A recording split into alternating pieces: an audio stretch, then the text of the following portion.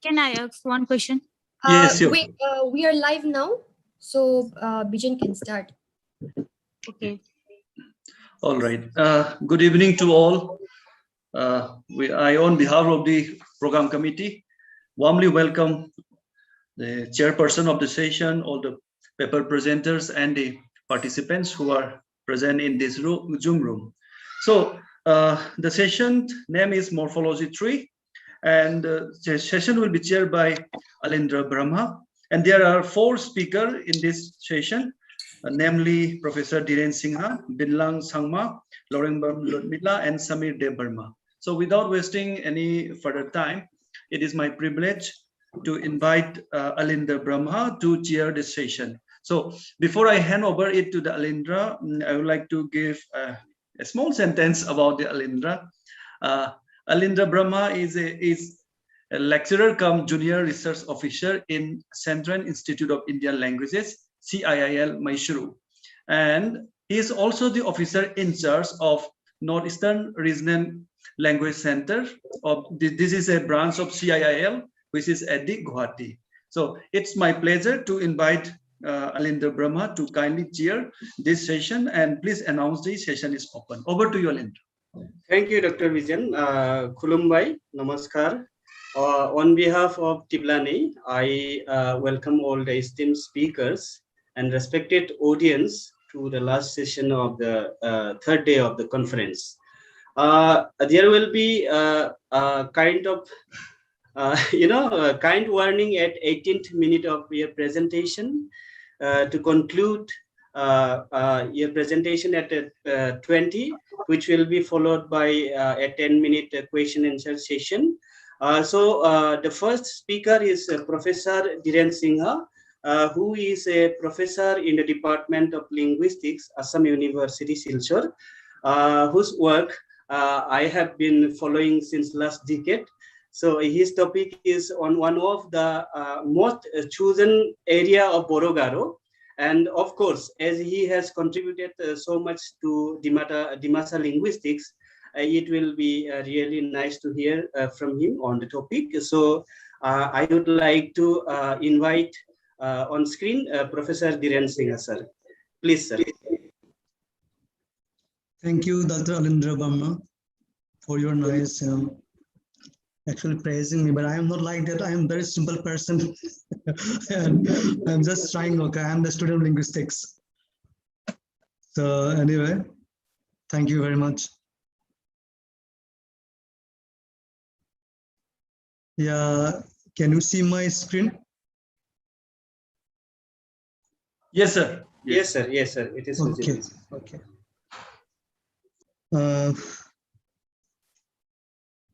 First of all, I have to say a few words, to the audience. I'm the native speaker of Dimasa, but we have Dimasa speakers and Bodogaro speakers like, this Boro, then Tiwa.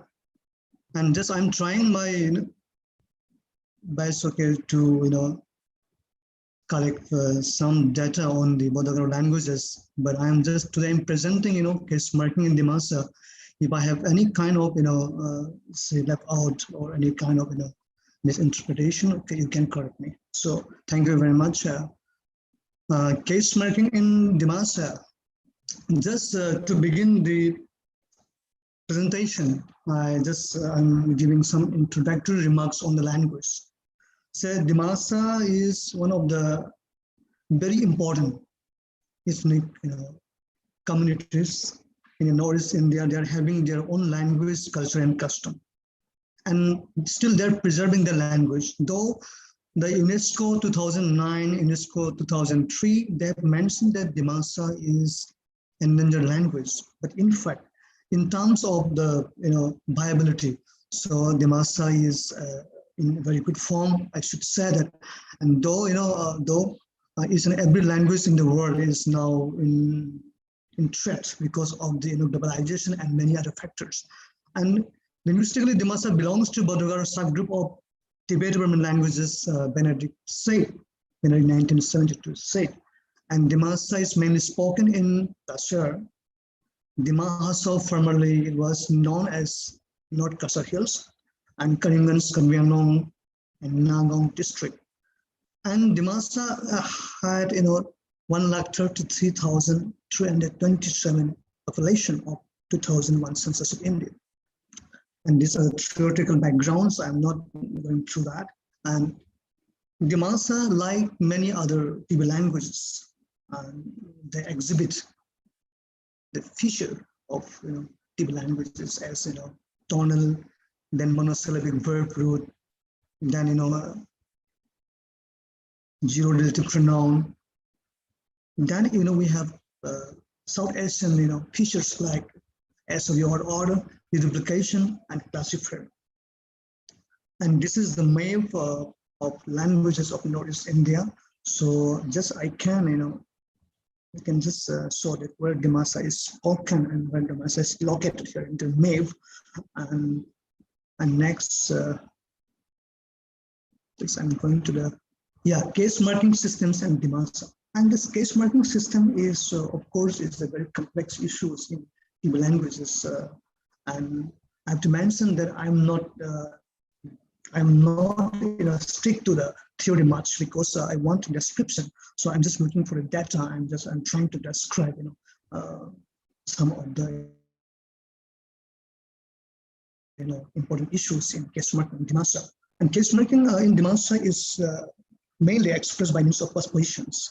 Though Dimasa is an absolute language, its exposition is in the form of postpositions. And this generally, this case markers gender, number, and person of the nouns, and most of the case particles in Dimasa is tonus. And these are the case, form, and semantic roles, and you can see in the screen. I'm not going to read out because of the time factor. And nominative, like many other Bodhgara languages, it's action, say Boro and Garo, Dimasa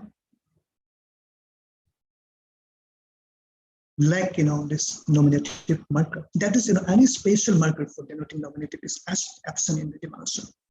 And I have to mention here that Dimasa doesn't have the ergative case. That is that is the subject of both transitive and intransitive are treated alike. And semantically, the nominative case may be an actual or passive. And here, just I have given some examples. You can go through that. Dimasa, nominative is morphologically realized as zero mode.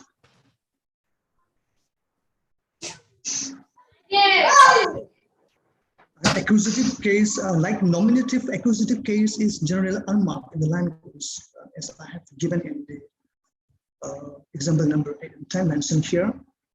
However, it is realized as K if the noun refers to a particular or specific object or person. As I'm talking about, the noun is in definite form. So the case marker, the accusative case is realized by the K. And this case marker case is invariably used in the case of pronouns. And there is no compromise in the case of pronouns. In the case of pronouns, accusative marker case will be. And Dimasa and its sister language like Boro, Gado, Rava have cognate accusative marker, which is quite distinct from the dative dispensal. And it was mentioned by Daniel 2011. And I have given example here in the 4, Ang Masanjik Lamaha Nuba. Ang Masanjik Lamaha Nuba, that is, I saw a omen on the road. But when you talk about a particular omen on the road, say Ang Masanjik Lamaha Nuba, that is here, the Masanjik is a particular Masanjik, is a particular omen. In that case, the case marker, the case part of the case is realized here.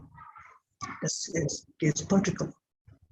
And these are the examples I have, this Bore Gong Kamalka.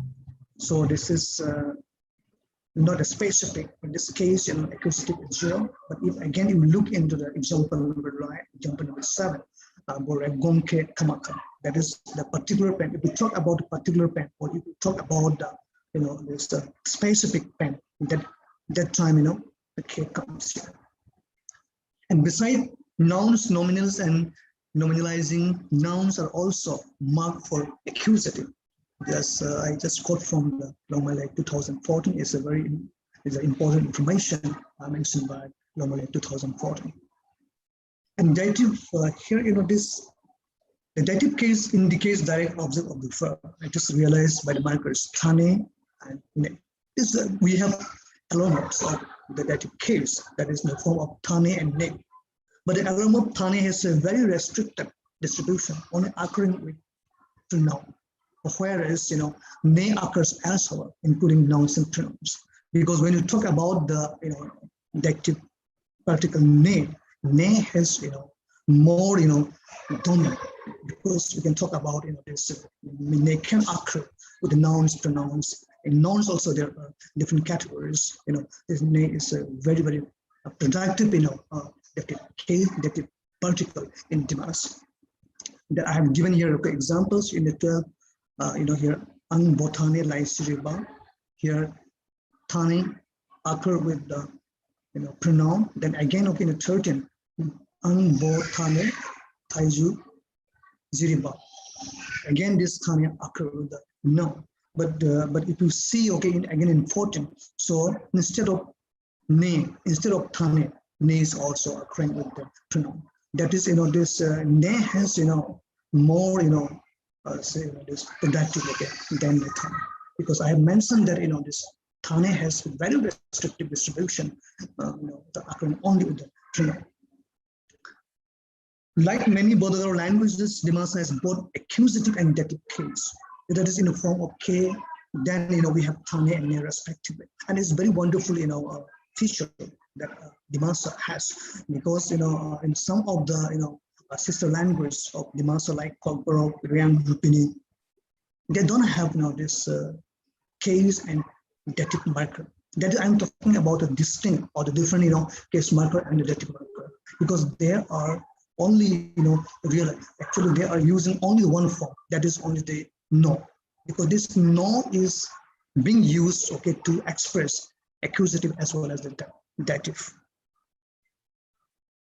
So I'm just give an example from Samir Devarma 2014 in Cockbrook, and from this Aruna 2017 in the case of Ria. So instrumental and comitative zang, and this is the very complex for in case of the Tibeto-Burman this case system, because sometimes a case marking, a single case this particle is being used to express assentive, instrumental, elective, etc. As mentioned by Alexander Koch 2007 in case of the Monson, and and similarly when we talk about Dimasa, the same thing happened in Dimasa in case of that, in case of this instrumental and commutative. That is the particle jang is used to express instrumental and commutative. And I have given an example here. Bo Hilaizang Nisigal Taika. That is, he killed a tiger with a gun. Here, this jang is being used as instrumental. And sometimes, this particle jang can also be used to express materials, use of certain objects like, here. So here, an example, the chair is made of wood. In the case, Kamzo Bondo Jang Slam, that is, the chair is made of wood. The particle jang can also be used to indicate with whom or what something is done. That is, in the example like Ang Mary Zang Razabtai Razabba. That is, I sang a song with Mary. Say here, then we have this particle jang again. Further, it can be used to express coordination. It is not quite sure, because I feel I need to do more research or further study. But what I feel here, I wanted to place with the audience and this learned persons here in the session. So that is, the particle jang can also be used to express coordination. Say in the example ang batar jang ber jang zika. That is, here the jang is used with the butter and the bread, because if the jang is used with the butter and the bread, then expression the coordination, something like I ate bread and butter, because this bread, the two noun phrase can be the noun phrase can be coordinated by using this, John, double John form, okay, in both the, noun phrases like butter and the bread. And besides, Jacobs in 2005 mentioned that adjunctive meaning is common. Adjunctive meaning is common in the passive construction, but this I'm not very much sure about this because Misizang Waitai Jau Zaba Subung Ebo Nuke Dam. Because our structure is something different from English, and some people what they're doing that they are directly translate the English sentence according to the structure of the English. It does happen in one language. So some people, okay, they're using the form, okay, that directly translate from English. But I don't know because we can verify some of the Dimasa speakers there. We can surely verify, okay, what is happening here. Okay, really it is really happening. It is found in the natural form of the language, that is people are usually use this form, okay, naturally or not, okay, that we can discuss. And genitive possessive ni in Dimasa, the genitive case marker indicates possession, and it is realized by the particle need. And it is observed that alienable and non-alienable possession are attested in the language. Therefore, ni can be used to show possession of body parts, kinsman, and then physical objects, etc. in the language. And that's very important of the issue here, okay? Absence of alienable and non-alienable possession is one of the difficult features of the Tibetan languages, as Tibetan languages, and as well as the Dimasa, and what I just found in some of the languages, the same feature is, the same feature is found in some of the languages like, Boro, Manipuri, Paite, Devi, Kolpur, etc., etc. So this is one of the very striking features in Tibetan languages, because almost all Tibetan languages are having this feature. And this is the example that I have given some example. So yeah, these are the examples of this genitive, and one more interesting factor here is a sentence like Ningni Laisi Giri. Say you don't have this ni comes with the this subject here, Agni Lugu Sisa Matham Doma. That is, my friend had 3 dogs. And very interesting so this ni comes with the subject other than the this object argument. Ablative here, this Nising and Nifran. The ablative case is used to express the source of transfer of object or ideas and the direction of movement from one point to another. And this is realized a combination of genitive plus postposition. And it is also very important issues in most of the Tibetan languages. So here genitive is one of the very important particle from which some of the some of the this ablative, then elative, and even elative can be formed. But it is not case of Dimasa. But here what we find is here that this genitive this ni is here, okay, and this ablative is formed through this the postposition like frang and sing. Otherwise there is no difference between the genitive and the ablative. The difference between genitive and ablative is made through the postposition like sing and frang. And it is worth mentioning here that the use of ablative markers in the front for animate nature of nouns is a striking feature of Dimasa that exists in its sister language like Boro, Pabro, and Tiwa. And I'm giving here example Ning, Miyaha, Ram, Nising, Laisi, Lava. That is here distribution of this Nising and Nifran. Nising is basically used with the animate, and this Nifran conversely this Nifran is used with the inanimate. I'm just giving example here. Okay, example 35, 36, and 37. 37 in 37 Nising is used because all the this object argument here is being treated as animate, and 38, 39, and 40. So here, okay, near-form is used. So here, this Delhi, this is Kamzo, this all are treated as inanimate. And locative and this elative. So Alindra, I have some time. I have time, right? Only 2 minutes. Okay. Locative elative. The particle how is used to express the locative elative case in the Dimasa, and the locative is isomorphic with this isomorphic with elative in the language, and furthermore the locative case express either temporal or this partial this condition. An interesting feature of locative suffix in Boro, Pogbrok, and the initial ha. And it is mentioned by this Daniel this Wood, and here I've given some examples of this locative, and you can go through that.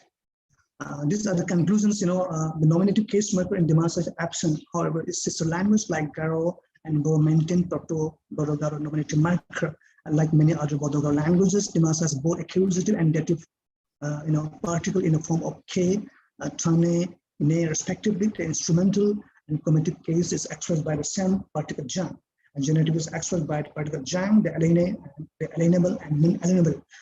This possession is not addressed in the language. Therefore, the ne can be used to show possession of the kinsman and physical and non-physical objects in language. In particular, ne plays a significant role to form genitive and ablative. It is only the case to differentiate between genitive and ablative through the use of postposition from admission. The locative elative is expressed by the particle ha. It seems that the locative is being isomorphic with elative. Thank you very much. These are the references, and thank you very much for listening.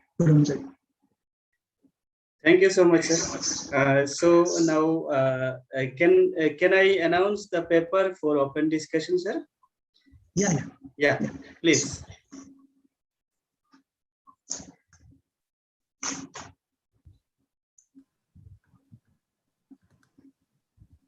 Hello, can I ask a question? Please, sir. Yes, sir. Yes, sir. Dhiren, Yes, sir. couple of questions. Yes, sir. Yes. Indian languages are very well known to have non-nominative subjects. Yes, sir. That is, the subject is not in the nominative case, but it is in the non-nominative case. It could be Yes, dative, it could be accusative, it could be genitive, etc. Yeah. Right?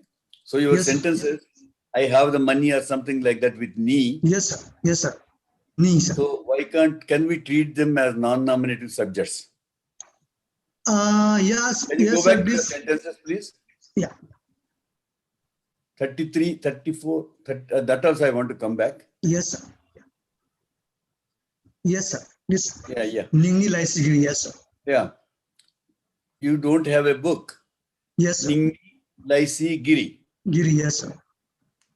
Angni Lugu Sisa. Sisa Matham Bomba. My Matham. friend had, Matham. My friend had 3 dogs. 3 dogs. Okay, I would like to consider these as genitive subjects. Yes, sir. I have mentioned, sir. You have mentioned as genitive subjects? Yes, sir. No, you said genitive is there with the subject. Yes, sir. But what I am trying to tell you is you treat them as non-nominative. Okay, subject. Yeah, one nominative subject. Okay. Like, you know some Hindi, Ram ko Yes, sir. gussa aaya. Yes, sir. Aapko gussa aaya. Yes, sir. Yes. Okay. Yes, Ram sir. के पास किताबें हैं, 3 किताबें Yes, हैं. और yes, parallel is Ram की 3 बहनें हैं. Yes, sir. Okay, there Ram Yes, ji sir. is the Ram possessor. ko, yes. Yes, sir. So he is the subject. Exactly, sir. Okay. And Yes, then sir. one Thank more you, sir. question. Thank you, sir. Can we go back that next one, please? 35. Okay. No. Yes, sir. No, you said Nising. Nising, sir. Yeah. Yeah. Nising, your sing is what actually? Actually, sing, sir, this may be come from bising. It's a locational, What I am saying locational noun, sir. No, okay. Can sing be used as a noun separately? No, sir. That cannot. But historically it must have been. You know why?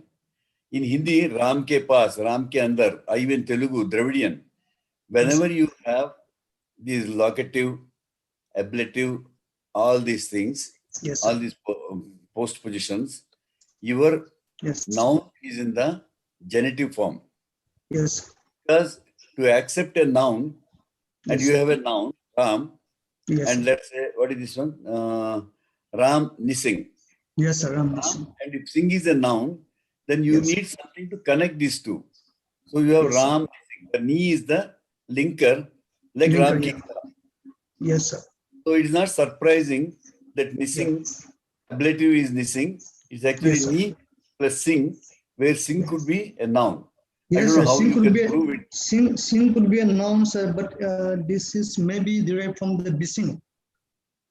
No, you're talking the other way around. I am saying exactly the opposite. Because Only Sing is a noun, okay? But sing cannot be noun, sir, because it is a bond form. Sing is a bond form. Sing is a Bond Bond form, form. sir. It's not, yeah, it's not. free maybe form. it's not there now, earlier. Yes, sir. Maybe diachronic reason may be there. Okay. All right. And then one more thing I wanted to ask you. Yes, sir. Just a minute. 33. Yeah, I think I'm done. If I have any questions, I'll call you back. I'll Okay, ask sir. you. Thank you, sir. Thank you for Thank you. for Hiren. suggestion. Thank you. Thank you, sir. Thank you. Thank you, sir. So any more Can I- suggestions, questions? Yeah, please. Can I add to that? Please, madam. To Subharav's comment.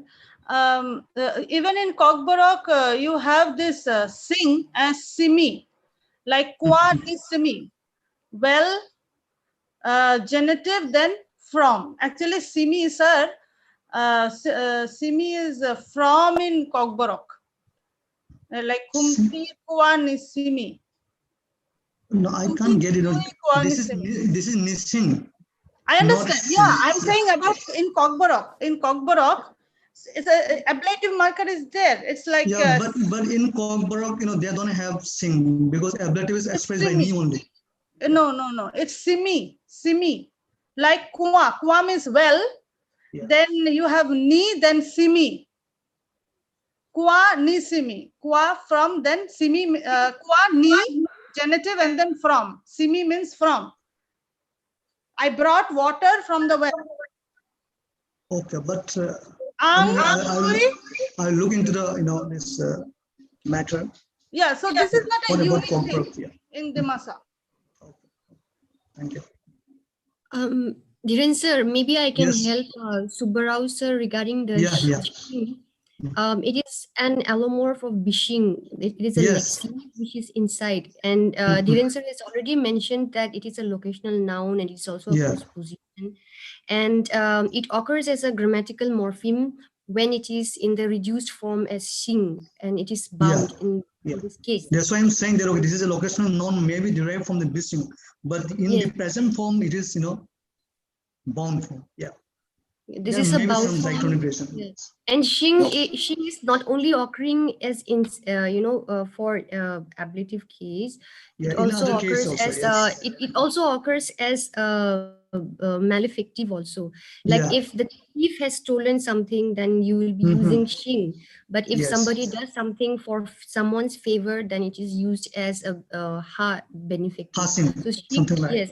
So shing is homophonous, and shing has Yeah. many other functions. Exactly. And Scott Delancey has mentioned, sir, this thing as relator noun because they are actually derived from the Mhm. noun forms. But prang does not have any meaning on its own, unlike the reduced Sing. shing, sir. Yeah. Prang, we are not able to identify the etymology. Yes. It's a bit, difficult to trace, this, what to say, proper form of this Prang, form. prang has no meaning on its Yeah, own, but prang has prang no means meaning, exactly. actually the source, but it actually needs the help of the genitive case. Yeah, but what I feel this relational noun, but this is more locational now than the this relator noun. What I don't know. What I feel is that because it always Yes, we need marks. to- Yeah, we need Yes, to sir. this. We need to look And- further what is exactly happening. And that genitive subjects are in the next slide, that you don't have book.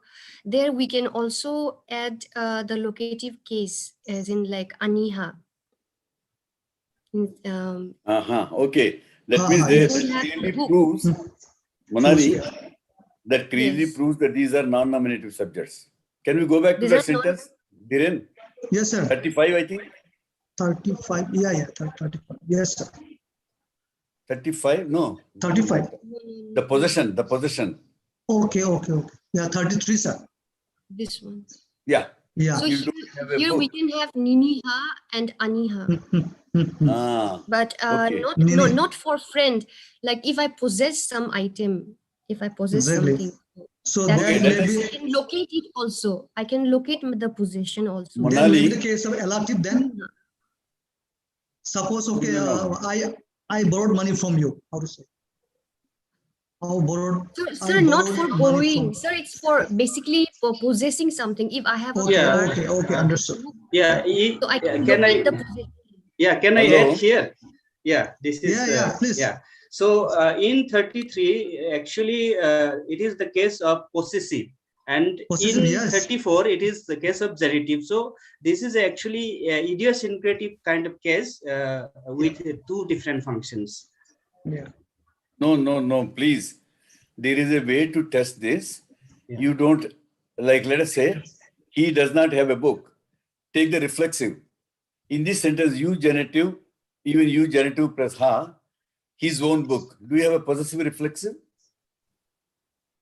Like No, Hindi? we don't have a No, sir. Sir, what So I'm I talking think so. about, sir, I'm talking about the locative case, which is possible in 33 as niniha, as in you. You don't have the book in you. And 34, we can also have ani lugu niha. Anilugu, I can yes. add, yes, I can also say that my friend in him had 3 dogs. I can also say like that. Anilugu, yes. Yeah, No, my here friend in him. yeah, ani lugu is an NP, which is a subject as a whole.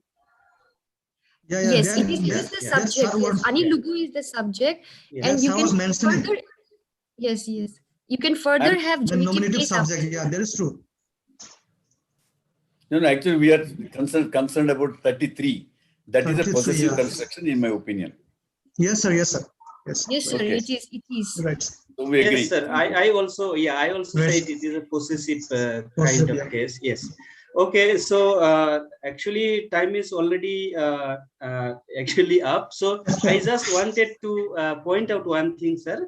Yeah, So actually, you have put all the case markers as post positions without hyphen. And last year, I think I heard from someone, maybe Dr. Monali, that in Dimasa, in Saitya Sabha, Dimasa Saitya Sabha, they are discussing about writing the suffixes like post position, separate words. So is it influenced by that kind of decision, or you have No. some okay. No. Actually, this case, marker, they are particles. Because, if it is not particle, if it is suffix, so we may have, this vowel harmony. But we didn't find, the case of vowel harmony. So I think so. This is case particle. It is preferably okay. I would like to say, this particle other than case suffix. Yeah. And postposition can be, this particle suffix, etc. Okay, sir. So this is really a very interesting paper, and I think we can have further discussion on it later on. Now the time is actually for the second speaker. So thank you so much, sir. I now would like to request Bilnang Sangma from Nehu to present his paper.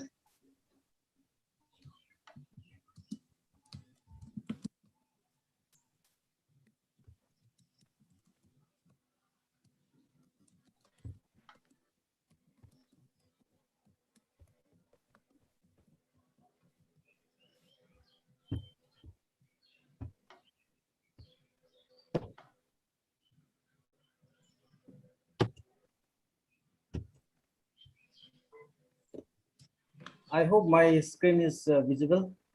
Yes, it is visible. But a title is not visible in the slide. Yeah. I don't know so how it's not coming.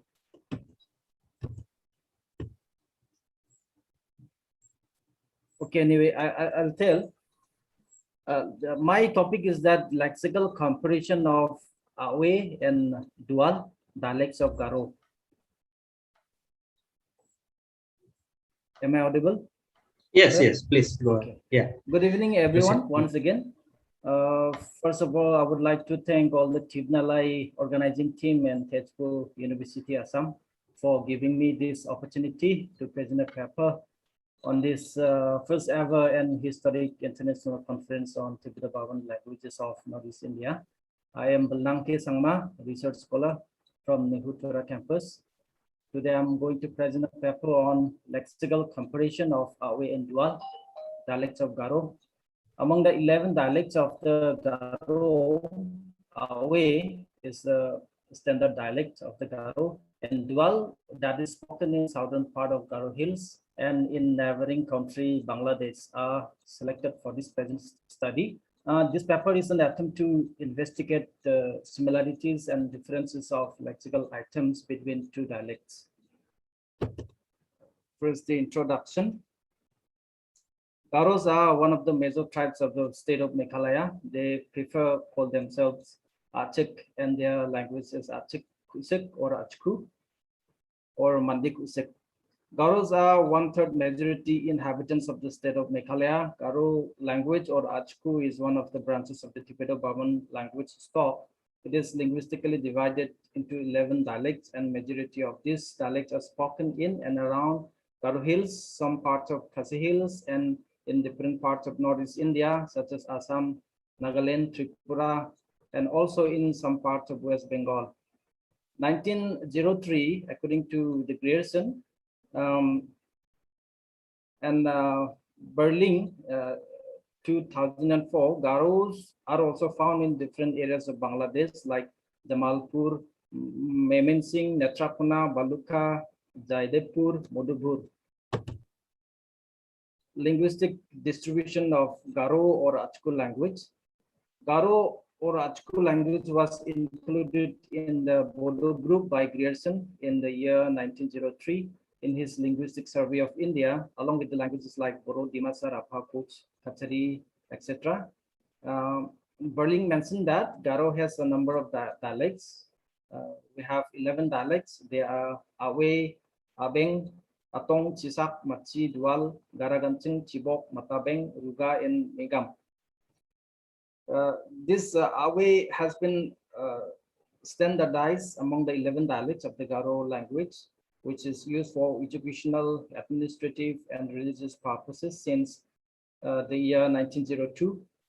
And after the standardization of this dialect, the Bible was translated into the standard Garo, which is the Awe. Thereafter, many religious and secular writings were published in this variety. And about this dual variety is spoken in South Garo Hills, villages like Goskau and Sipari, and it is spoken in southern part or southwestern part of Garo Hills, also in areas like Dalu, Gaswapara, Kapasipara, etc. Even in West Garo Hills also, dual speakers are scattered in different villages like Balachanda and Chandrapona. According to Kalakan Armarat, which is primary sources, majority dual speaking groups can also be found in neighboring country of Bangladesh in villages like Sapmari, Digolbhag, Kasibari, Boypara, Bandatoli, Ayatoli, etc. They continue to speak dual. Lexical comparison of dual. I think in order to show these similarities and differences and to make it easier to understand, the lexical items are divided into different groups as follows.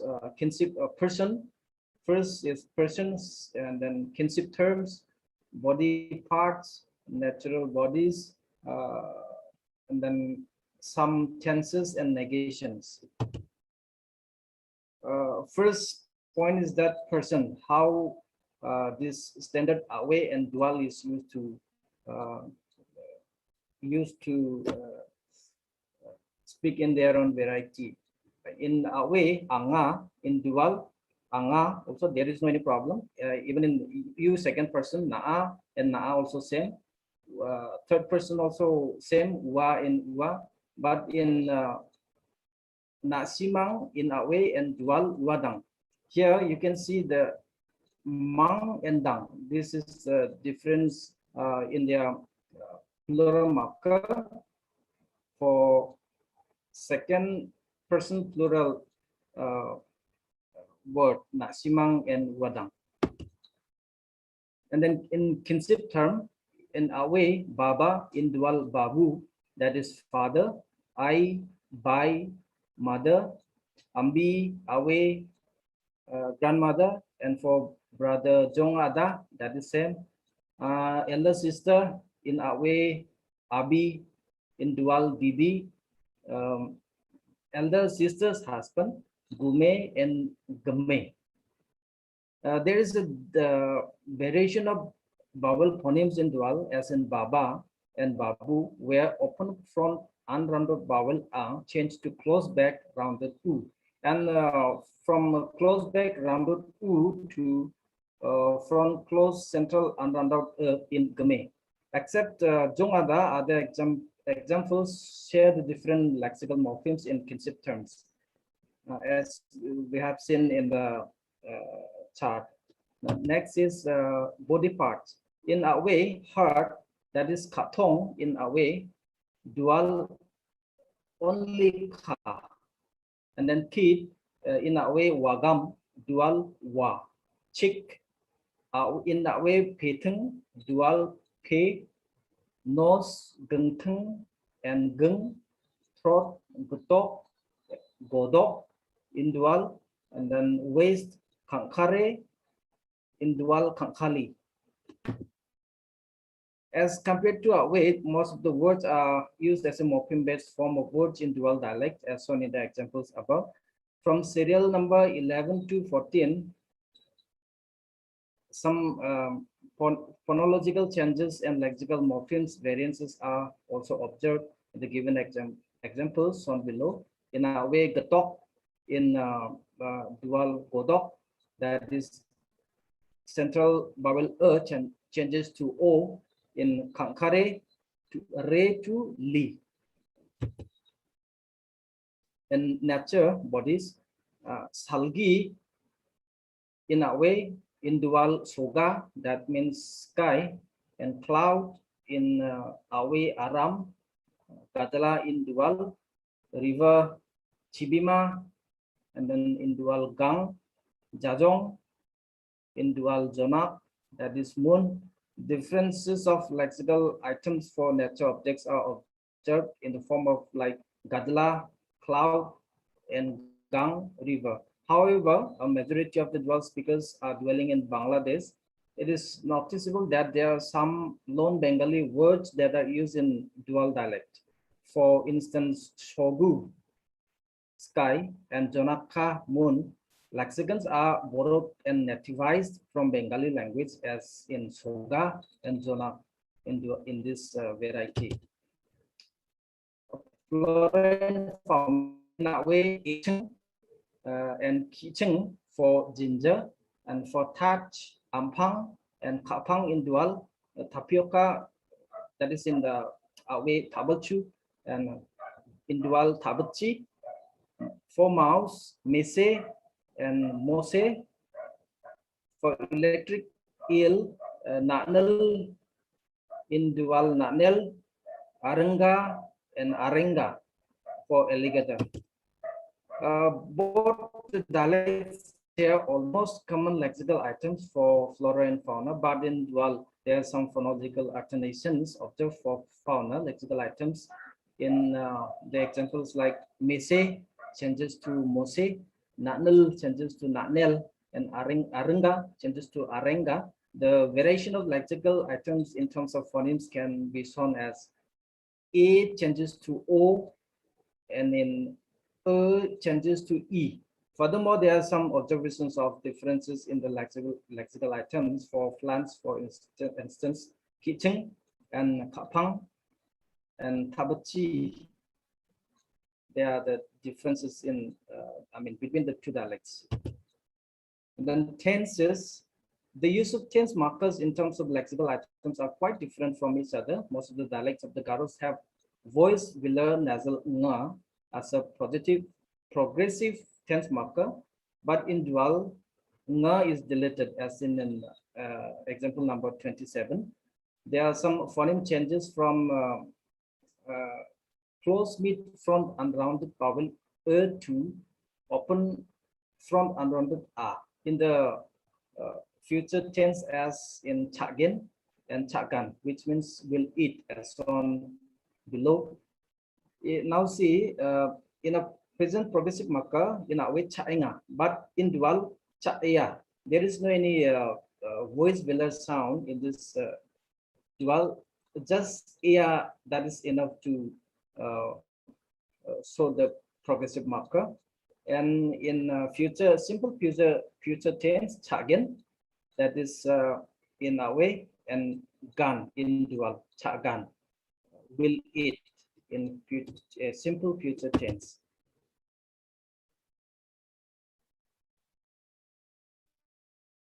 Now negation. According to Wood, Bodo-Garo languages have a negative suffix that follows the main verb or root verb. It is similar in phonological structure across the family, as we can see in chart. In Garo, Ja, Boro, A, Ya, Wa, Rapha, Cha, Diori, Ya, Dimasa, Ja, Protogaro, overall, Ya. Now we can see in examples in dual angami caca. That means subject, object, verb plus negative marker ja is coming. Even in Boro, ang angkam jaya. In Rapha, ang mai sacha. Pokborok ang mai jaya. I do not eat rice. As in that way, or standard dialect of the Garos, the negative marker ja, which is simple negation, is also used in this dual dialect, as in serial number 31. Angami chaja. Even in dual angami chaja, I do not eat rice. But in this imperative marker negation, so, as we can see in number 32, da tusikwa. In dual man sekwa. Here we can see the differences, ta and man, in this in both the dialects of the Garos. Findings: phonological changes and differences are observed in these lexical items between two dialects.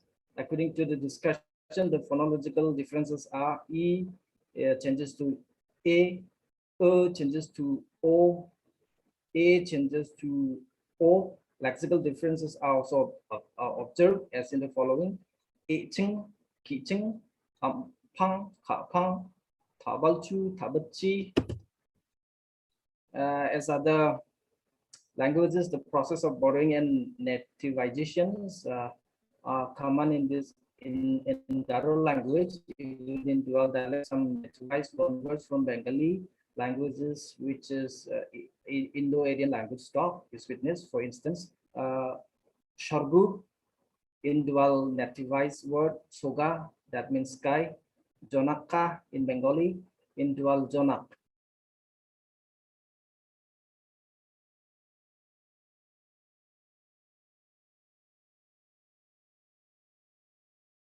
Which is an attempt to provide a study on lexical attempts to investigate their similarities and differences in use of lexical morphemes. This study is very limited to selected topics such as person, kinship terms, body parts, and natural bodies, and some tenses and negations. The paper has particularly focused on dual dialect, which is still in oral form of communication, and no detailed study or research has been done on this dialect. And as such, an effort will be made to determine and understand in order to document and preserve it, since the number of speakers are becoming lesser, and as a consequence, this dialect is on the verge of extinction. The result of this study shows that these two dialects are mutually intelligible to each other.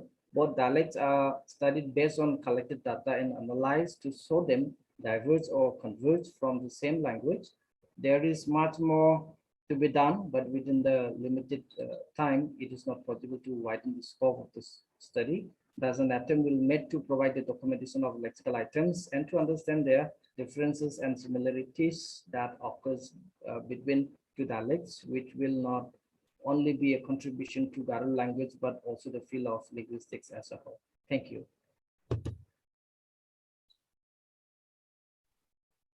Thank you, Bilda. So this is a very good presentation. We have enough time to discuss on this presentation. So the audience is kindly invited to discuss the paper.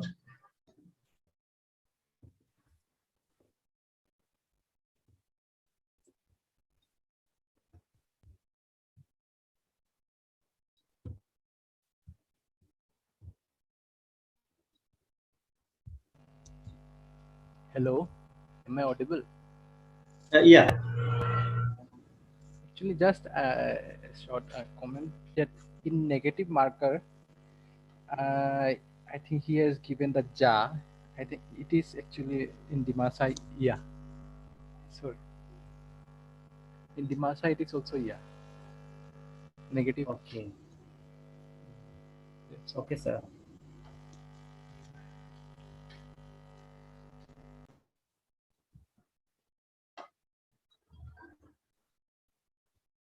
Any more queries or suggestions?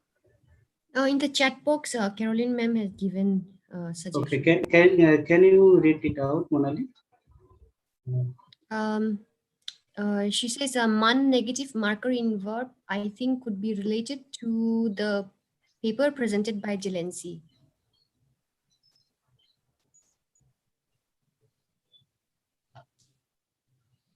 Then Madhumita ma'am has asked, how many tense forms are there in dual? Ma'am, they are similar like in standard dialect Garo, but I just want to bring out to show their similarities and differences. Whatever I found differences or any similarities, I just bring out for this presentation. Most of the tenses are same like the standard Garo. But except in whatever I have shown in the slide, that is present progressive marker, that is yeah. In dual, I mean in a way nga, we used to have nga, angami chainga, but in dual, that is only the AI is enough to show the present progressive marker. Caroline ma'am has unmuted, so yeah, you can please ask your question.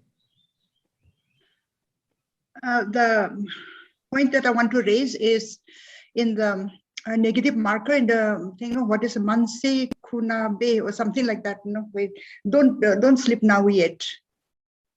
That verb. Now man is the negative marker there, and this man negative marker. No, I have never seen in any other dialect, because I might not be, I'm not familiar with, I can't claim to be, but I'm familiar with most of the dialects of Garo, but I have never seen this man before. So I was just thinking there's this feature, one of the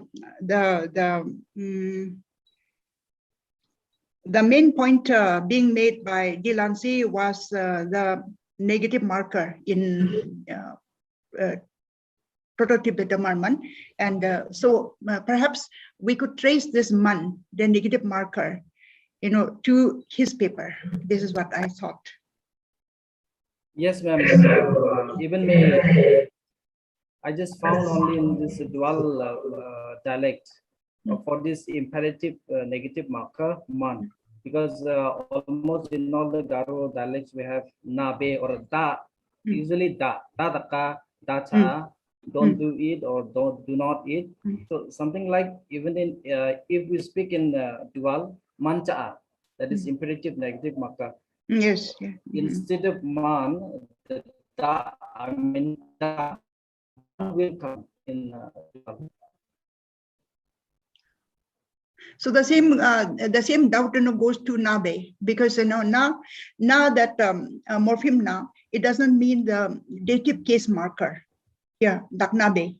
Now na is the negative marker and be is the imperative.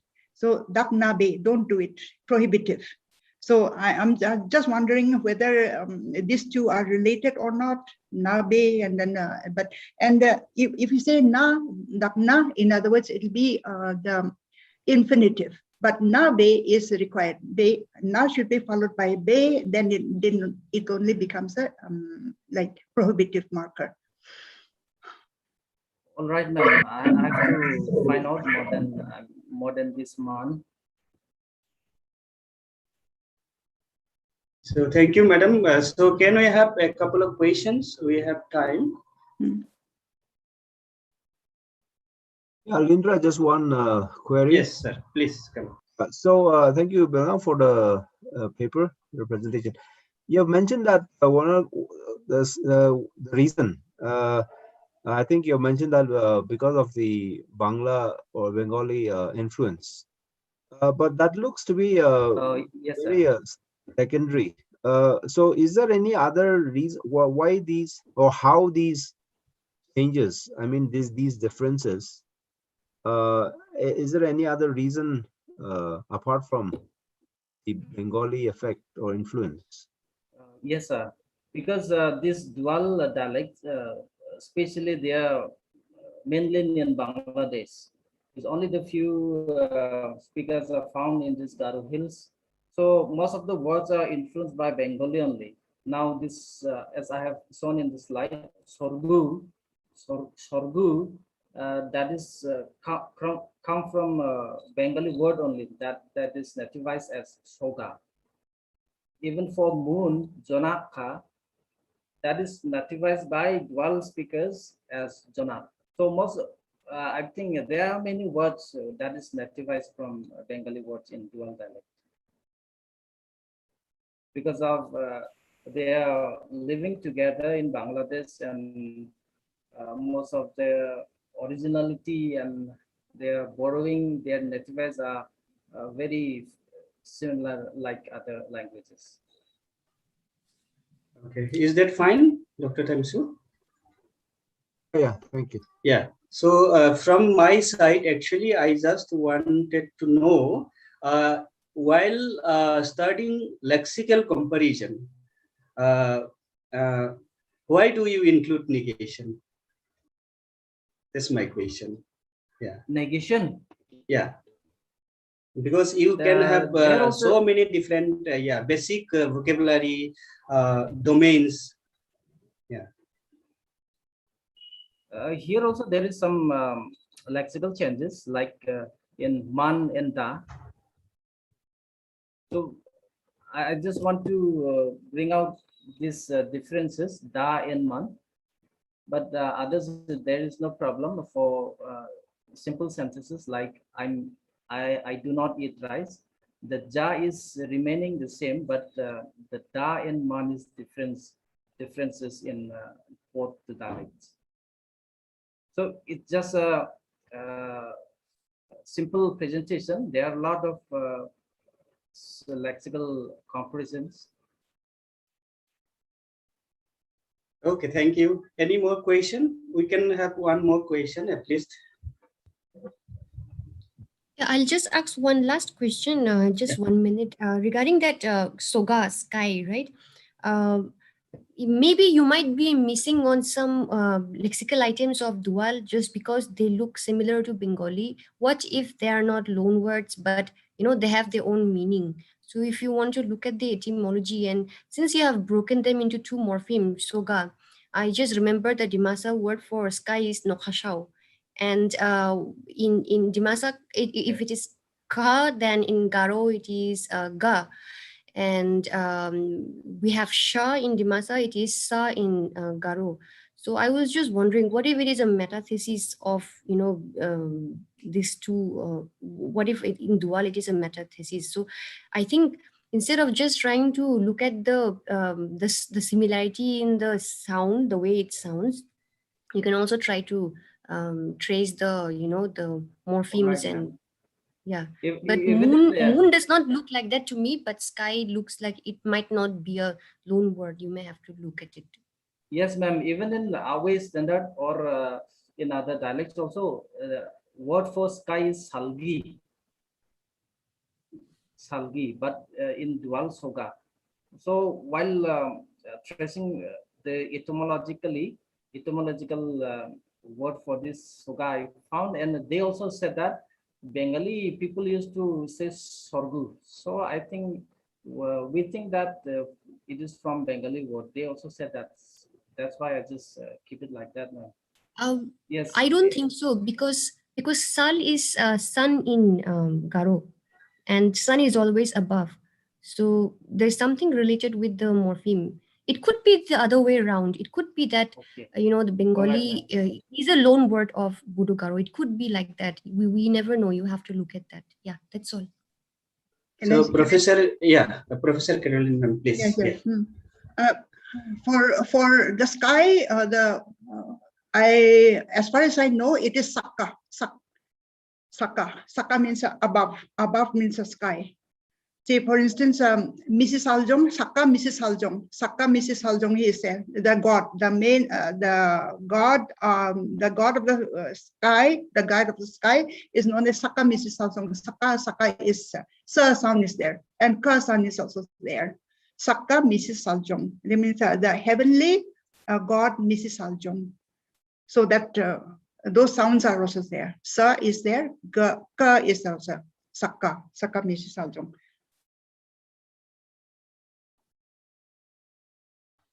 Okay, thank you, ma'am. So, Bildang, do you want to say something here, or it is done? I think he got disconnected. Yeah, maybe because, yeah. Okay, then. Alendra? Yeah, please. Sir, Alendra, yeah.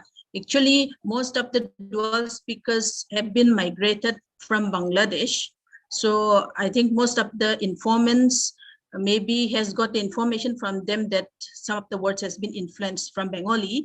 And that's why Belang is trying to say that they have been borrowed from Bengali words, because there are so many words which we have not only in this one, not only in the dual variety, but even in other varieties also, we have lots of influence from other varieties like Bengali and Assamese. So that's why maybe Belang is trying to say that it has those words have been taken from Bengali, because most of the speakers they are mostly migrated from Bangladesh, and it is after partition that they are staying in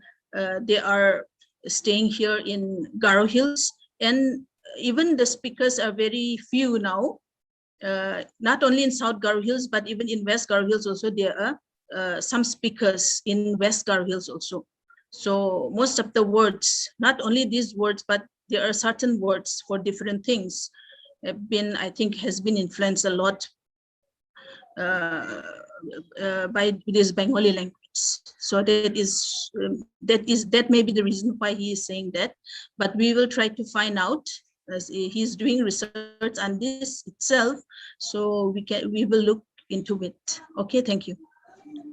Yes, I'm sorry, I don't know what can move the connection. Yeah, actually, we decided to move to the next speaker. So, do you want to say something? It's okay, sir, no problem. Okay, okay, then thank you so much. So let's go to the next speaker. This is Ladmila. Yeah. May I ask a question, please, to Dokachi Morak ma'am? Can you, Gargi, if you don't mind, can you please chat in the chat box, because we're running short of time. Oh, sure. Okay. Yeah. Yes, ma'am, you can send it in the chat box. Okay, thank you, Okay, Monali. Yeah. Okay, so, thank you. Yeah. So now we would like to invite on screen Ladmila from Manipur University to speak on compounding in foreign language. So please, madam. Sir, can I start sharing my screen? Yes, yes, please.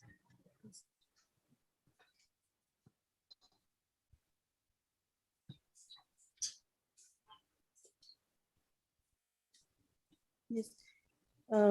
Good evening, respected professors and research scholars and other participants. My name is Lauren Mila Chanu, and I'm a PhD research scholar in Linguistic Department, Manipur University. My presentation today is going to be about compounding in Korean. So this is the outline of this presentation. 1 minute, madam. Sorry Yes. for interruption. Can you just take? You are presenting from mobile or computer? Yeah, I am presenting it from mobile. Then you take it. Just make it landscape mode. Oh. Yeah. Okay. Thank you. Okay, sir. Yeah. It's fine. Can I continue? Yes, please. This is the outline of my presentation. First of all, we can start with a little bit of introduction about the Koireng, and then we can check some definition on compounding, and then I'm going to show some types of compounding found in Koireng, and lastly, I will draw a small conclusion. So, Koireng constitutes a small community bearing a population of about 2,600, according to Census 2011. Koireng is one of the endangered languages of Manipur. Koireng belongs to the settled tribe of Manipur, and they are located in Saikul, Kangpokpi, Thangmaiban, and other border foothills surrounding Imphal Valley. According to Gerson, they belong to Kuki-Sin group of Tibeto-Burman language family, and on contrary, Hodgson classed them as Naga tribe. Then the concept of compounding. Word formation, as we all know, is the process of creating a new meaningful word from the root or base word. This presentation mainly focused on the word formation by compounding words. So according to different linguists, compounding is defined as the combination of two lexemes or words or stems or base or free lexical morphemes. So next, compounding are subclassified in terms of their semantic structure into endocentric, exocentric, and copulative compounds, with the former being further divided into right-headed and left-headed one. Again, it is subclassified in terms of their structure, which we could describe as the word class of the head.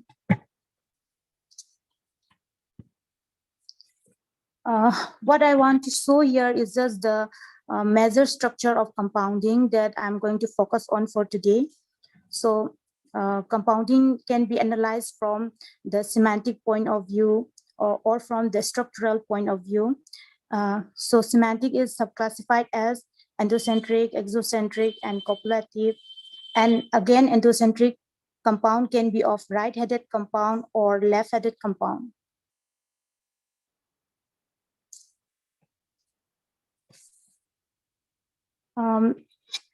Here I have some examples of endocentric compound in Koireng. Endocentric compound is the compound in which one member functions as a head and the other as its modifier. So, for example, Keta joins with mal and gives Kemal. Kemal, K means leg, and Ta is the genetic marker, and Mal means branch, and it forms Kemal, which means toes. Here, leg is the head of the compound, and branch is the modifier. Likewise, Ray is the head, Ray, which means flower, is the head, and leaf is the modifier.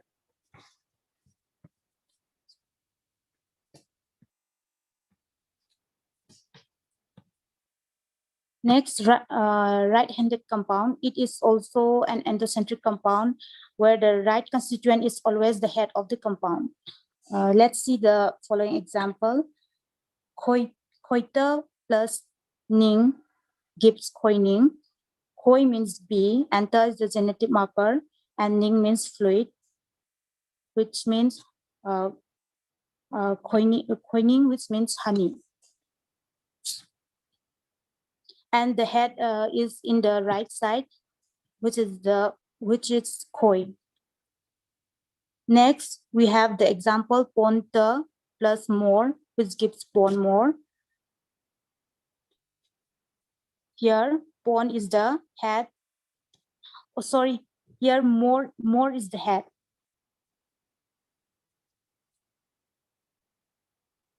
Next, we have left-headed compound. It is also endocentric compound where the left constituent is always the head of the compound. For example, ha plus noi give Hanoi.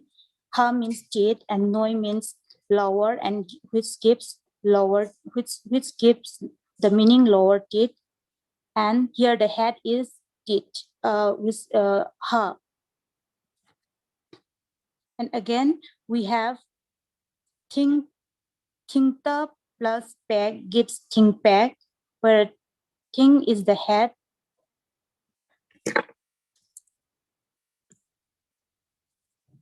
Next, we have an exocentric compound. It is a type of compound that lack a head. For example,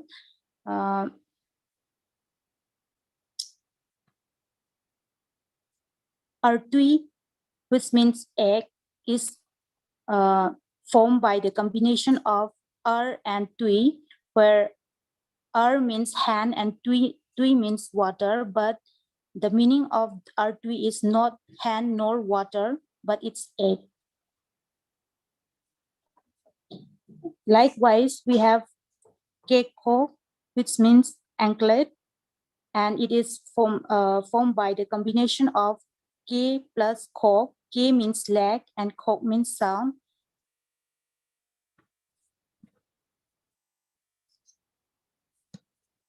Next, we have copulative compound. Copulative compound is generally made up of two different roots in which all the constituents share the same status. For example, like adik diklai gives adik diklai, which means adik means true and diklai means false, and the meaning of adik diklai is true and false. Here, both the constituents give the same meaning. Likewise, we have acha plus atu gives acha tu, and with acha means his child and atu means his grandchild, and acha tu means one's descendant. Next, we have nominal compound.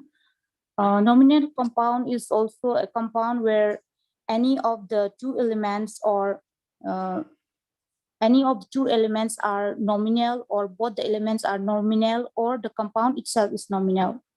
For example, lay plus to gives lay to. Here lay is a noun and the compound form is also noun. Next, we have se plus te, and which gives sete. Here se is a noun and the compound form is also noun, and te is the adjective. Next, we have mit plus mul, which gives mit mul. Mit means eye, mul means ear, and the meaning of mit mul is eyeless, where mit is the noun. Mit, mul, and mit mul all are noun here. So if the head is a noun, then the modifier can be noun or adjective or verb or adverb in this case. So with this, I would like to give my conclusion. Compounding and pairing plays a great role in word building by creating new words and meaning, and thus help in adding new words to the language. So only through word formation, one's vocabulary can be expanded. In order to maintain the existence of the language should be evolved, because if they remain stagnant to whatever they have, then they will not be able to meet the need, as new technology are developing every day. Thus, word formation has a great role in maintaining the existence of language, especially for the endangered language like Korean. Thank you. Thank you, Latpila. Can we invite the audience now for discussion? Yeah. Yes, sir. Please.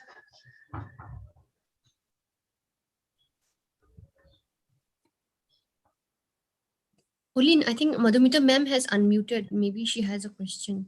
Okay. No, I don't have it. It's like, Oh. Oh, okay. Okay. Bijan has a question. Yeah. Let me come in this. Thank you, Ludmila, for presenting. Thank you. That wonderful presentation. So my question is very simple. We have a available literature on querying, which is written by Professor Yaswanta. There is a querying grammar.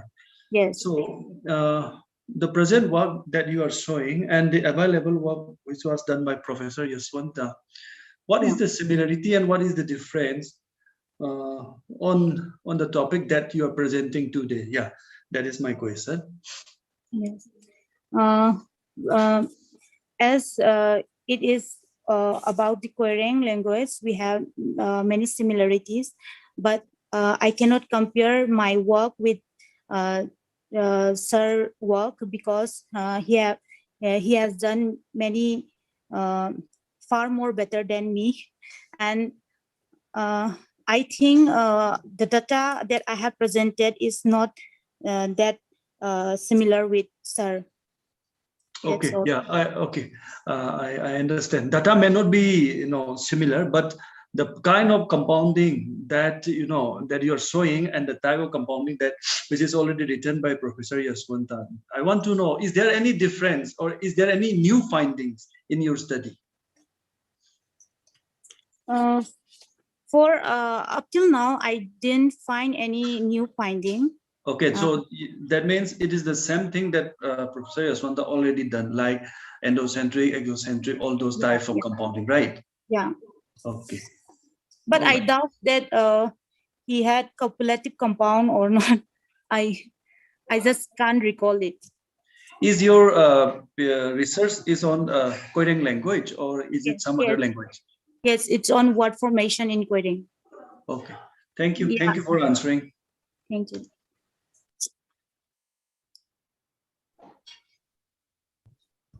So, Lindra, can I come? Yeah, please, sir. Please. Yeah, just a query, Lumdina. Yes, sir. This is a good presentation. Anyway, you please go to the slide, that, sete, cow, then te small, something like, yeah. Which one? Sete. That is what to say, cow, then small, something like, Sanau gitu. Ah, yeah.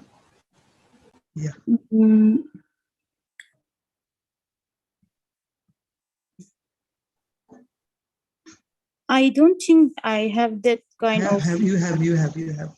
Which one? Oh, this one. Yeah, that is nominal compound.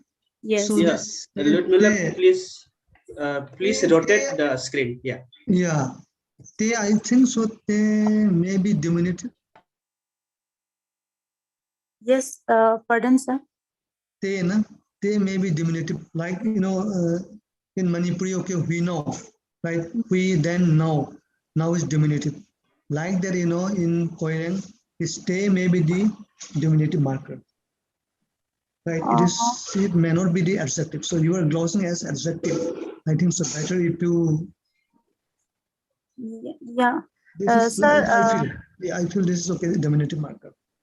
Sir, from the data I have collected, I found this day as small, but I will reconsider it, and I must have misheard while collecting data or something like that. What you can confirm is, do you know what for dog in Korean? Dog. Yeah, sir, please give me a second. Yeah, if dog plus te can be formed like small dog. Yeah, then as Sir Dhiren is pointing out, te can be a diminutive marker in Korean. It's okay. It's okay. You don't need It's to okay. check right now. Yeah. Yeah. This is just a suggestion, supplement to the. Yeah. Yes, This sir. is Please just- carry on, sir. Yes. Thank you for your suggestion, sir. I will look over it again. But what Dr. Bijan has pointed out that, did you refer the Yaswanta sir's book, Coherent Grammar? Yes, Okay. I took So, it as reference book. okay. It's a very good book. So you have to Yeah, refer it again. Yeah, it's very And- acknowledgeable. Okay. So Okay, I think so thank- you need to collect more data. So Yes. you're working on word formation. So you have to collect more data, right? Yes, sir. Yes, sir. I am in a very initial stage of my research, so that's why. Okay. You collect data. Okay. Thank you. Okay, thank you, Professor Dhiren. Any more questions from May I, audience? sir? Yeah, please, Yes. sir. Please come in. Yeah. Yeah, it is an addition to Sir Vijayan and our professor regarding that te. Yes. This te may be small and it can also be little. Can it also be little? Little dog, little cow, or not necessarily puppy, right? Uh, Suppose a little dog with a, or small dog with a, or it may not be necessarily referred to puppy. Sir, I have collected many data about this day, but for now, I'm not able to present it right now. Okay. Then you say as cow. Yeah. Do you have any data regarding on ox? Ox. Ox, ox. Mm, No. Okay. Yes, please look into it for the ox also, for the cattle also. yes. And the calf, maybe sete, the calf. It is a very very sensitive thing regarding cow, ox, and cattle in this type of tribal languages. Yes. So I would suggest that it should be looked into whether the cow, the ox, or the cattle. There are different versions of these things, and Yes. they also whether it refers to small or little or puppy or baby. There are so many versions. I'm sorry. Okay, sir. I'll look over it again. Okay. Thank you, sir. Okay, thank you. Any more question? Yes, I have. Can I have one query, sir? Please. Yeah. Some compounds have a genetic marker that is raita plus na laina, and in this nominal compound, lay plus tho lay tho, that is parable. Can I add the genetic marker ta to the root lay? To the root lay. Yeah, in this nominal compound, you have given lay, say, meat. Can we add the genetic marker which you have already attached to the some compounds?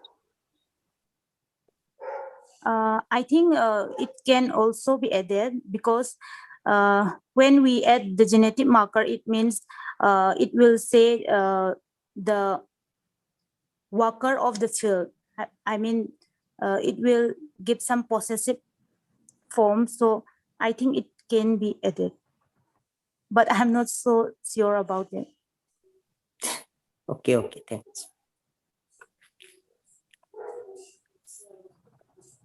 Okay, thank you. Any more suggestions or question?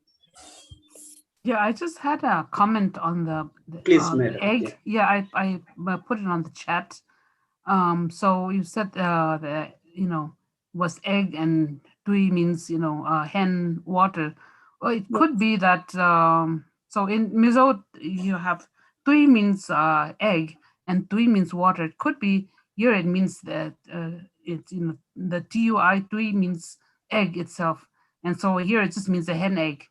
And you could have an egg from a bird or something. So, so here, even though it just looks like water, it might mean egg and not water. That's what I'm saying. No, I have collected different data. How about bird eggs?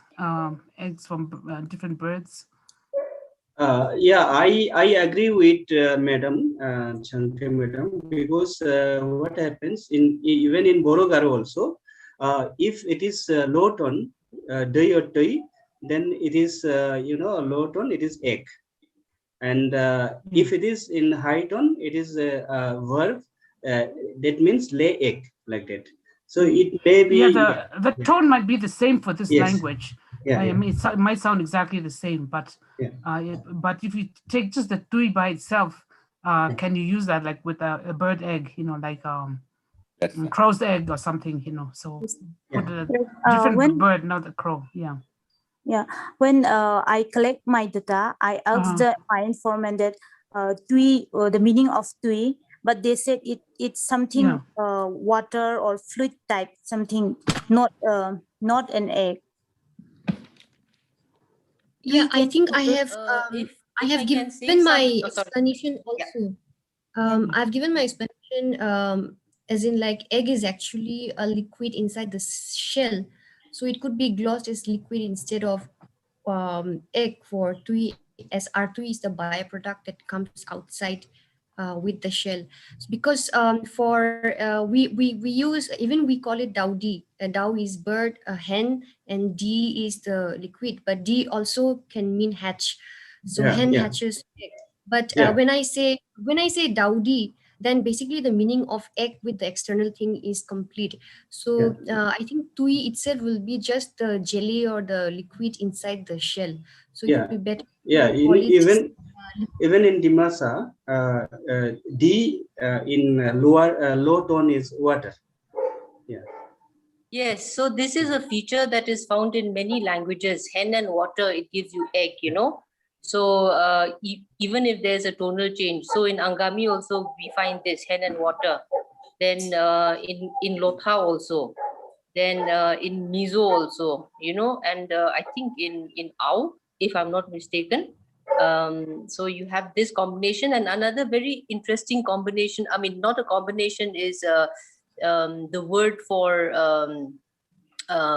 pheasant, you know, that is which is the same as the word for lice. And in Mizo, Changte, it's Varhik and Rik, right? So it is derived from that, and in many languages we find this common thing, you know.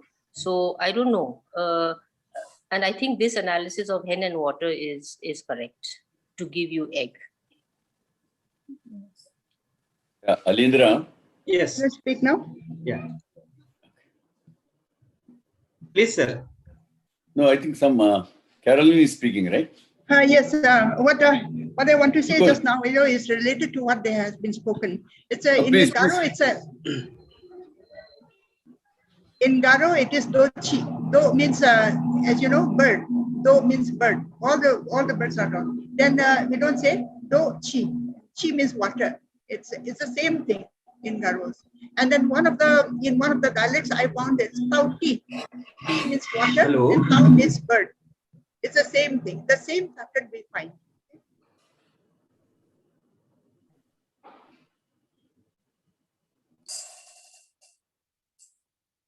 Yeah. Can I ask a question? Yes. Ludmila, Yes, are sir. you treating n plus n connected by genitive as compounds? About You have a noun, then genitive, a noun. Are you treating them as compounds? You have got my question. Where did I put my any genetic? Did I put any genetic marker in this nominal No, I'm compound? asking you, in your treatment of compounds, Yeah, are yeah. you taking the genitive, a compound in which a genitive occurs, and you're treating that as a compound, or you are not considering those? No, if constituent plus a genetic marker and then another constituent means that can be treated as a compound. Compounding. Can you give me example? What is the example? Yes, I have some data here. Yeah, please read it. Like here, thinkta plus peg gives think peg. Here, thing means tree and ta is the genetic marker, and peg is means flat, and it gives the meaning plank. Now, so what is the plank? Now, the ta occurs there when you have the compound plank. Pardon, sir. When you have thing, yes, and ta, and yes. what is the other word? Yeah, the compound. Yeah, the compound is thing peg. No. Yeah, ta got deleted, sir. I think. Yeah, ta got deleted, right? Okay, Yeah, good. yeah. Ludmila, see, this is the same case with like ugi, mappa, upap. Okay. Yes, where yes. G has got deleted. Yeah, you can clarify that way to the sir also. Okay, good. I didn't get the question, that's why. No, that's okay. Sorry. Thank you. Thank you, sir. Thank you, sir. So, can we move to the next paper? Or Carolina, madam, you have raised your hand. So, do you want to say something? Thank you so much. I have already spoken. Thank you so much. Okay. I have just a moment, please. Okay, please. Regarding that egg. Yes. On that egg, R tui. R, you have said that it is a hen. Yes. But R means, I suppose it must be not necessarily a hen. It may be also a cock, or it may also means a bird. And okay, that is another thing. And tui means water, or juice, or a soup. What do they say about chicken soup? Sir, I will look over that again. Okay. Thank you. Okay, then we can move to the next paper, I think. So thank you so much, Ludmila. It still have so many questions and queries. So you can keep in contact with those people who want to discuss.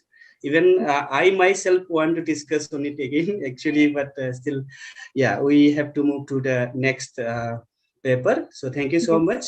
Thank you. Next, so thank you now, for all the suggestions, sir. Yeah, thank you so much. So may we call on screen Dr. Samir Debbarma and Pranita Devi from Tripura University to speak on compounding in Kokborok. So please come on screen.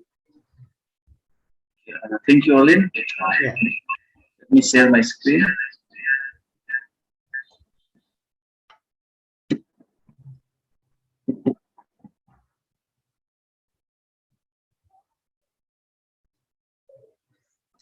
Olin, is it visible? It is visible, but if you are using a mobile phone, then you can use a headphone, because some echo is there. Olin, I think it's because he's using two devices, so which is why he's echoing. So you have to disconnect from one device, Samir. Okay. Or keep it at a far placed.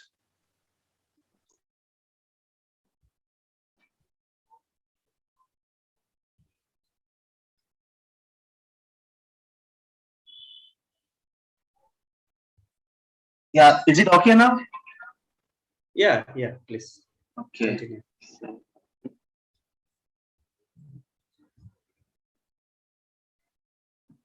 Yeah, good evening to everyone. So my paper is compounding in Cockburg. So outline of the paper, it's introduction, typological features, compounding in Cockburg, and morphonic changes in conclusion. So in introduction, we have actually the word Cockburg consists of two words. That is, Cock is language or word, and Borok means person, which generally refers to the language of the people, that is Tripuri.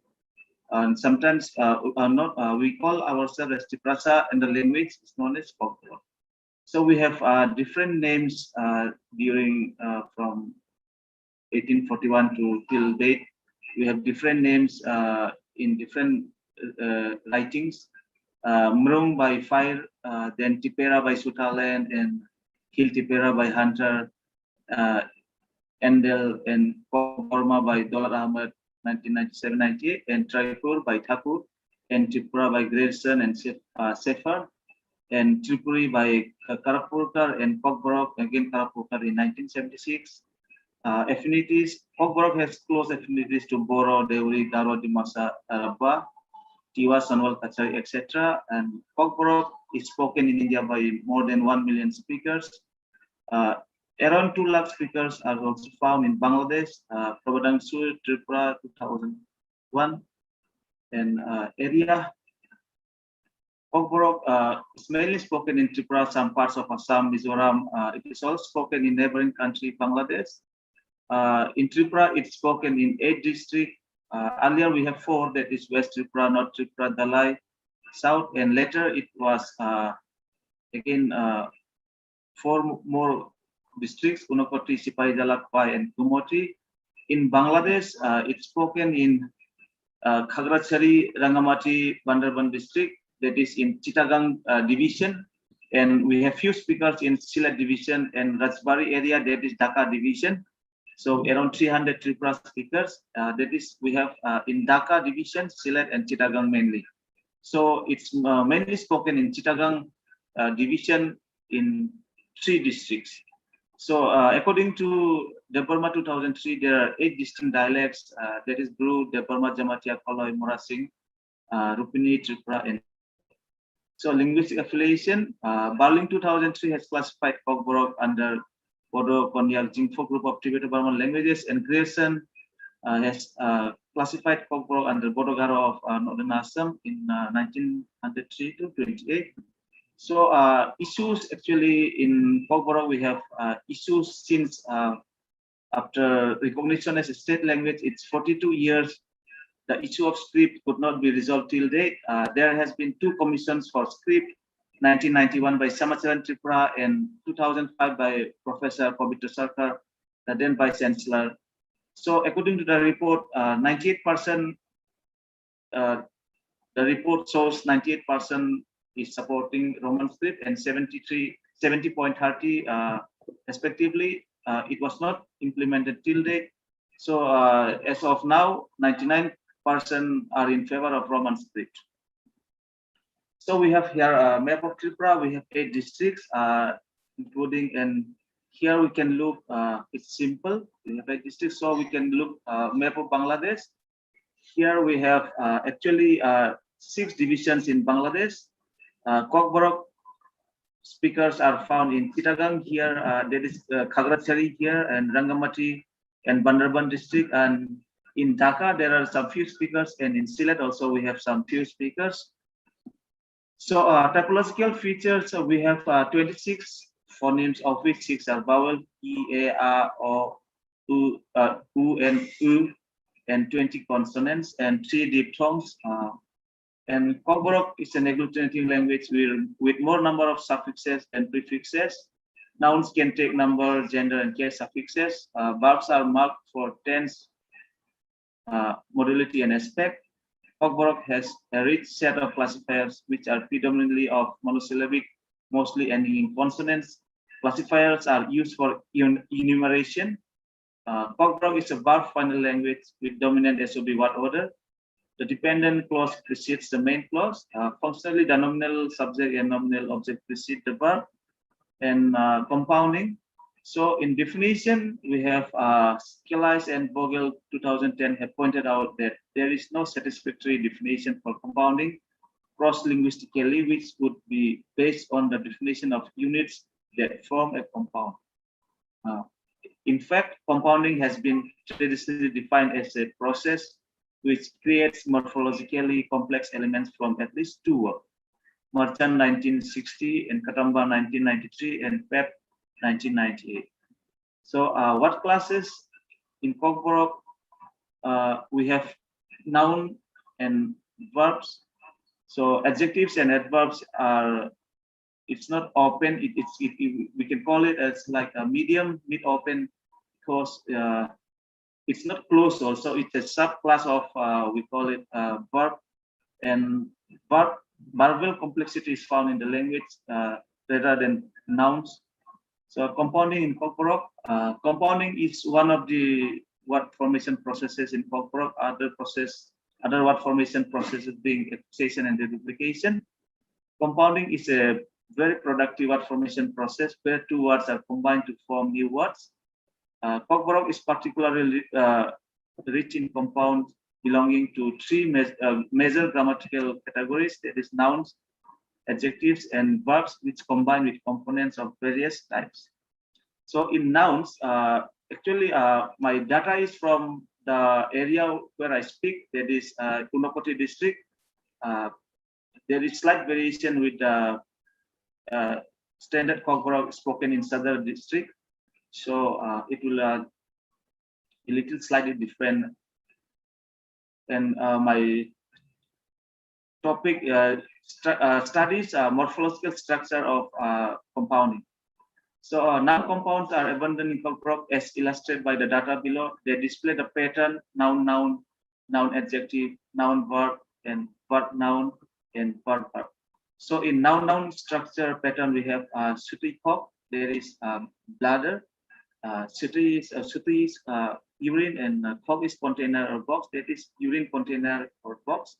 And again, busak cock, we have womb, that is a baby container or box, you can say. And we have a jora cock, that is what jora means time, a cock is container or box. And we have kuktui, that is spit, kuk is a mouth, and tui is water, literally mouth water. So we have kumtui snort, kung is nose, and tui is water, that is literally nose water. And vapor, that is hoku means smoke, and tui is water, that is smoke water. And kungki, that is boge, kung is nose, and stool is tea, that is literally nose stool. So we have harpek, gluey mud, ha is mud, and peg is big gluey. So we have noun adjective. In noun adjective, we have muikutung, that is mui is curry, and kutung is raw or ripe, literally raw curry. And muisle, we have the name of this python. We have mui is curry, and sele is lazy, that is lazy curry. Maybe we have called python it's lazy because after taking curry or there is animal anything after food, it lies down. So maybe that is the case. And tokolok, there is crane. We have top bird, and kolok, that is long, literally long bird. And we have a nobar koto, that is actually nobar is air, and koto is big, and that is storm.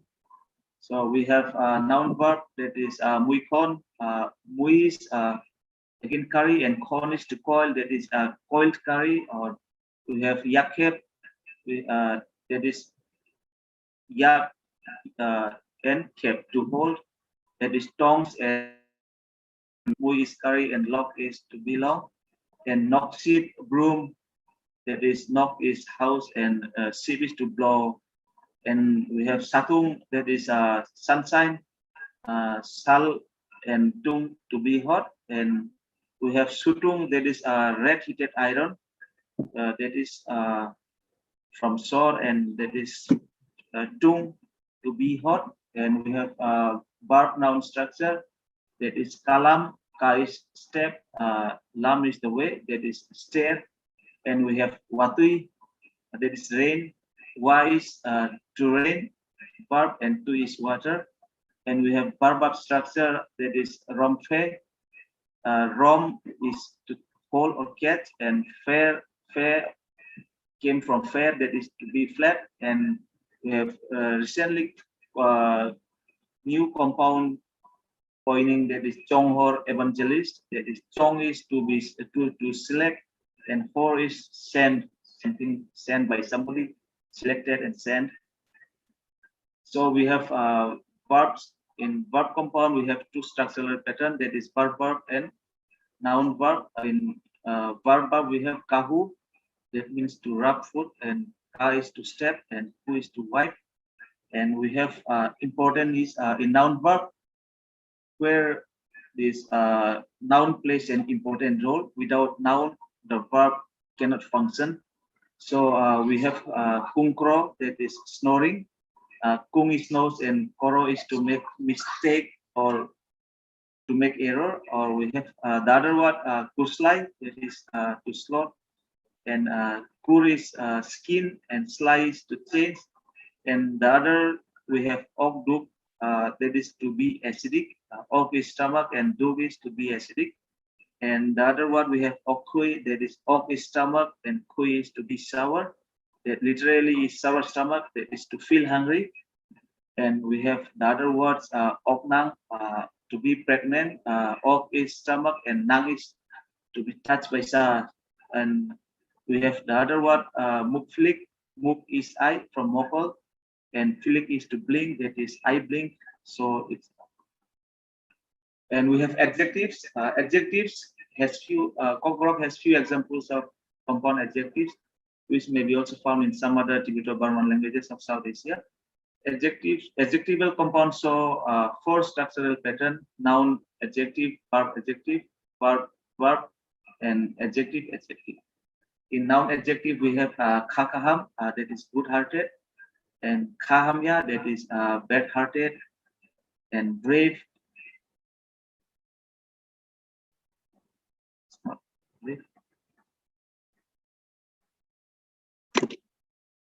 Yeah, we have the other for brave. We have khakatuk or bukhakatuk, that is actually raw heart, which we call it's wild or raw, we can say. And we have thamsi kutung, that is hot tempered. Thamsi is anger, and hot is kutung, that is literally hot and hot temper or hot anger. So we have the other fanganang, that is strong. We don't have the word strong. We have to use the adjective, that is gnang, rich. Fanganang, that is fun is strength, and gnang is rich, literally rich in strength. So we have a verb adjective structure, that is munikothok, funny. Munoi is laugh, and kothok is tasty. So literally tasty, laugh, and nicely, it's hate. Nai is to look, and sele is to feel lazy. And we have verb structure, that is naithok. Nai is to look, and talk is to be tasty. And we have adjective structure, that is kuchuk hase, that is uneven. Kuchuk is high, and hase is low. So we have adverbs. Adverbs compound in verb are formed by combining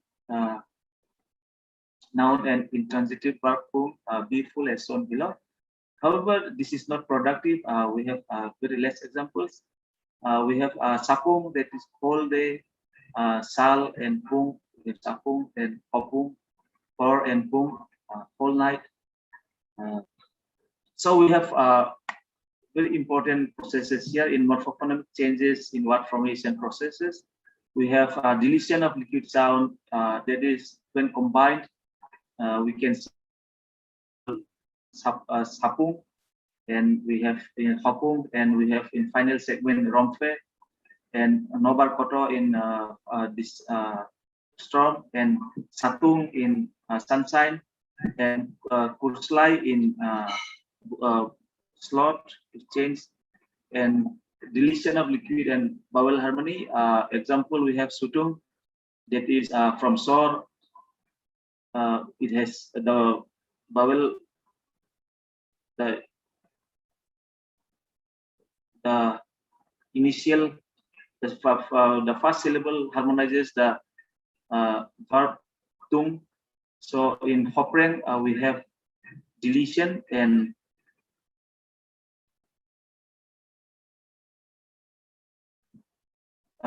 deletion, and again we have insertion of liquid sound. For example, in harpek, actually we don't say it harpek, so it's just inserted. So between when combined two compounds, the R is inserted, and we have the other words, deletion of liquid and de-aspiration. Hockey, for example, it's ember, ho from hor, and key from key. That is still, that is fire stew. So we have in conclusions, Cockburg has large number of compounds belonging to the three major grammatical categories, that is nouns, adjectives, and verbs. Nouns have 5 patterns, adjectival compound have 4 patterns, and both verbs and adverbs have 2 patterns each. And morphophonic changes occurs in compounding, and it is common phenomenon in Cockburg and maybe in some Podogaro languages too. So we have references, and Hambai, thank you.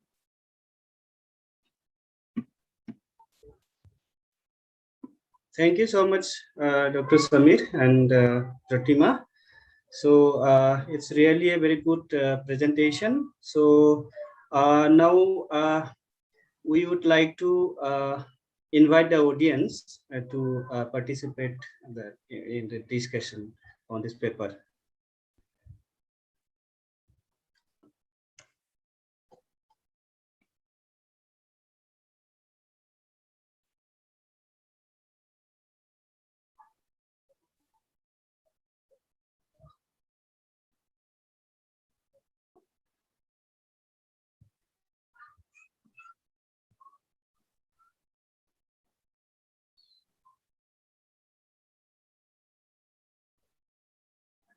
Can anyone come with a suggestion, a query, or any other related things to discuss this paper? Yeah, madam, please. Yeah.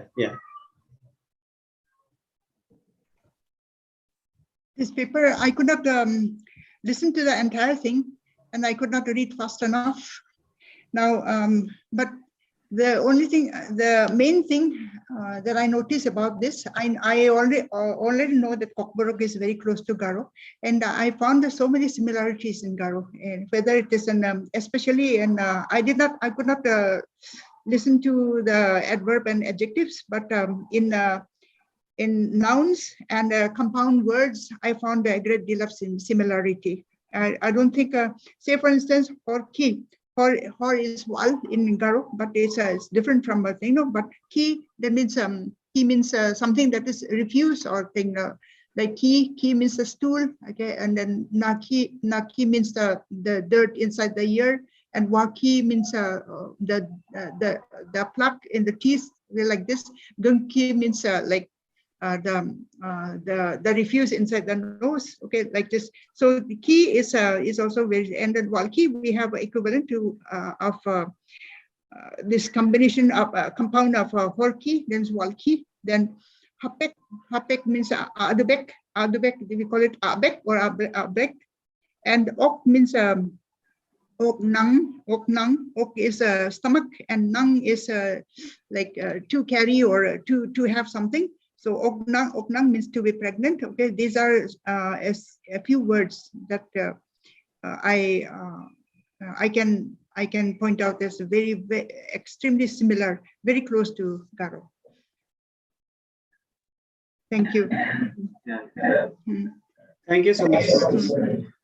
And besides that, we also have the word borok, but we seem to have lost it. But I found it in one of the traditional oral poems.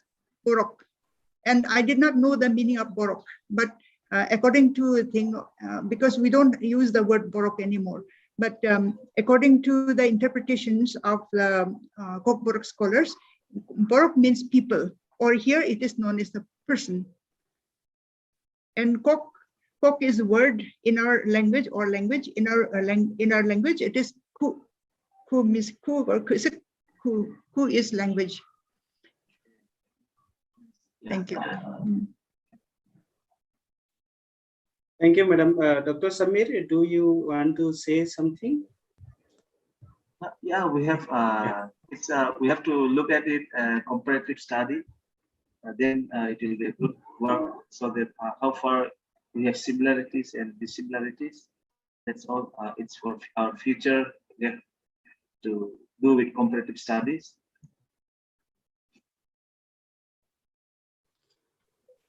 May I ask a question, please? Please. I just I forgot the mechanism of compound verbs. I just wanted to know how the compound verbs are formed. Like chala gaya, is it a conjunctive participial marker used there? Chala gaya is what? Go. It's we can it's like a serial verb serialization or serial verbs. We can say thang paika. We say. Okay. Thang paika. Or we can say thang paika. Okay, so you don't use the participle marker like in Bangla. Chole gache. Okay. So you say how do you form it? Thang paika. Yeah, we say thang paika. So thang paika. So do you say thang ui baika? We. Yes. Ui. I didn't get you exactly. Ui. Thang ui. No. We will not say there. We say.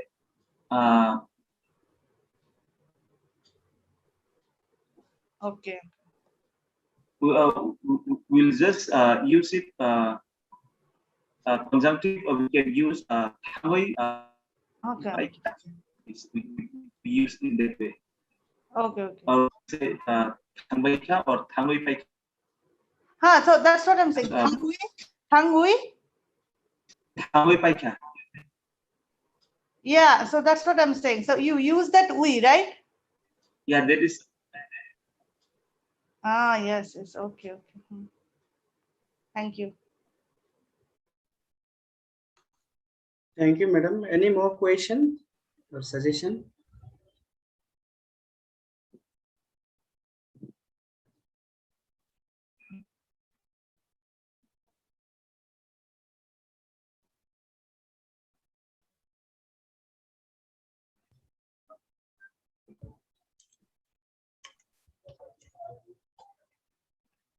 I think no one is coming.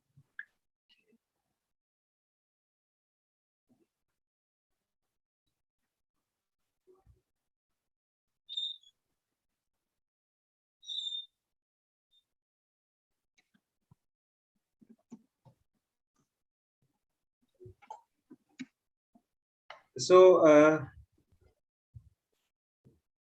Dr. Samir, then I think we can conclude here because no one is coming with any suggestion and a question. So from my side, I just wanted to give you one suggestion. Just actually, in the part of presentation of data, you actually used somewhere you used IPA also, and you somewhere used the Roman also. So you can use anyone, preferably IPA, to keep the uniformity actually. Otherwise, sometimes what happens, like if you use the Roman J, it is like sometimes we misunderstand like it to be ER also. So you can keep one uniformity, a kind of uniformity in presenting and writing the data. That is from my side, and I think we can conclude the session here now. So thank you so much all the paper presenters, and congratulations for presenting such good topics and so beautifully. And I think all the audience have been benefited from these 4 presentations.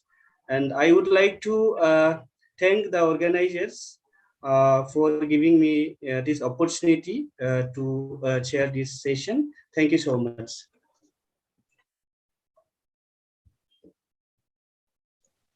So Bijan and Monali, yes, I'm done.